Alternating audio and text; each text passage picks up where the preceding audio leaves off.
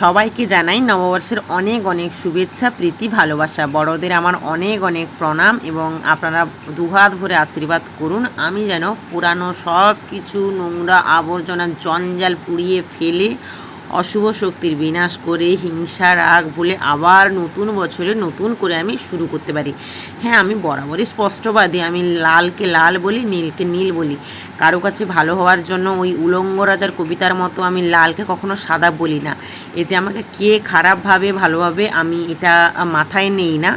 আমি জানি, হ্যাঁ, তবে ভুল হলে আমি অবশ্যই স্বীকার করি, কারণ ভুল স্বীকার করলে কেউ কখনো ছোট হয়ে যায় না, বরং সম্পর্ক ভালো থাকে এবং সম্মানটুকু বাড়ে।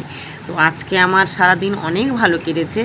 আশা করি এরকম সারা বছর আমার মানে আমার সন্তান এবং আমার স্বামী এবং পরিবার নিয়ে আমি অনেক ভালো কাটাতে পারি। তোমরা এইটুকু আশীর্বাদ করো, আর তোমাদের কেমন কাটলো জানিও। আশা করি সবাই ভালো আছে।